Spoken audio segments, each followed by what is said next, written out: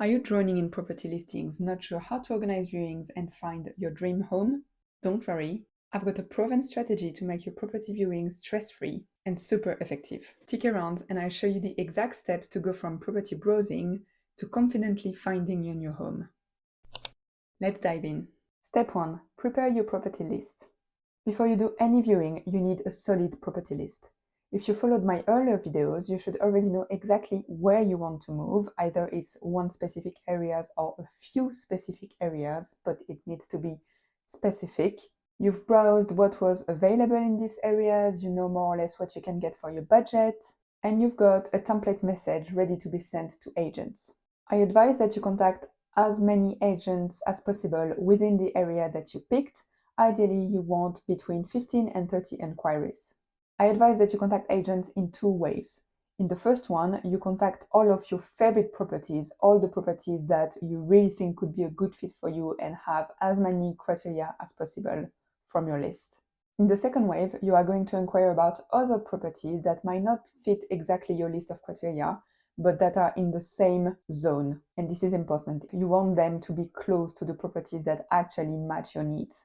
The first wave will make sure that we prioritize all of your favorite properties, and the second wave will help us fill the gaps you'll see later in the process. Step 2. The next step is to create a table to keep all of these inquiries organized. In this table, you are going to add a link to the listing, the exact address, the name of the landlord, and a column for the date and time of the viewing that you will fill out later. You can also add an extra column for comments where you can put anything that you want to remember. For instance, you want to write down that one property is in an incredible location or one property is very cheap. Step 3. Schedule viewings strategically. When agent starts responding, they will ideally ask you for your availability. And what you want to do is to group as many viewings as possible within one day or a couple of days. If you work Monday to Friday, you can do it on a Saturday, but just so you know, this might limit your options. So if you have the opportunity to book a day off during the week, I recommend that you do that. So when agent get back to you and ask you about your availability, you want to give them this specific day that you booked off and that you decided you were going to do viewings on this day.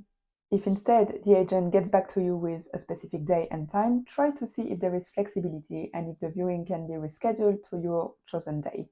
If it's really not possible and the agent is not flexible, you have two options. The first one is, if it's one of your preferred properties, if it meets a lot of your criteria, you might just want to accommodate the agent and go on the day that they tell you.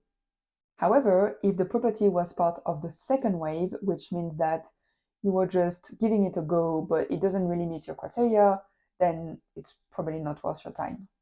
The reason why you want to group your viewings within 1 or 2 days is first because it saves time. It also saves money if you are not moving somewhere local and you have to travel to the area. And also, it will be a lot easier to compare properties when they are fresh in your mind. Trust me, one intense day of back-to-back viewings is definitely worth it, and it is worth taking the day off work. When booking the viewings, prioritize your preferred properties and use your backup options to fill up the gaps during the day. This is where the table from step 2 will come in handy. Use it to make sure that the viewings are optimized, that they are close to each other, and that you have enough time to travel from one viewing to another. As a rule of thumb, one viewing will last around 15 minutes. Step 4. Assess properties like a pro. At the viewings, your goal is to gather objective facts and subjective impressions, and they're both equally important. Let's have a look at objective criteria first. You can use this checklist to write down the facts. Number of bedrooms and bathrooms, public transport, is there a garden, is there parking availability, what is the energy efficiency of the place. Now let's look at subjective criteria. Ask yourself these questions. Does this place excite me? Am I making excuses for things I don't like? Am I nitpicking at the place even though it meets all of my needs? For example, if you had a strict 2-bedroom rule, but this place has only 1 bedroom, are you trying to find workarounds like, oh yeah, but it has a big living room, it has an extra closet, anything like that? This was actually my situation a few years ago when I found my dream apartment that was a very big 1-bedroom, even though I wanted a 2-bedroom. On the other hand, if the property has everything you need on paper, are you trying to find reasons to not go for it? For instance, I don't know, the window in the kitchen is facing east instead of west, or the wall in the living room is a bit too pink.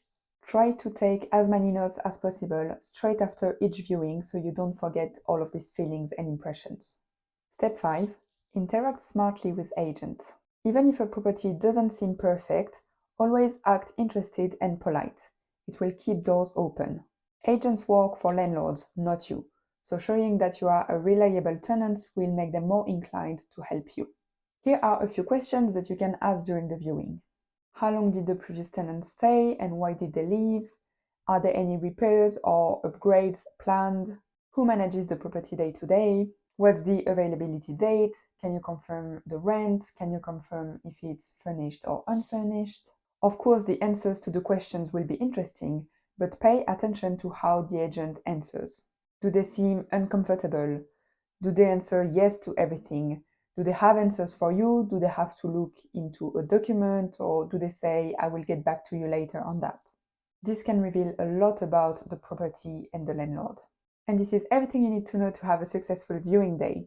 If this video helped you, click the like button, and if you would like a follow-up video on how to analyze the results of the viewings, let me know in the comments.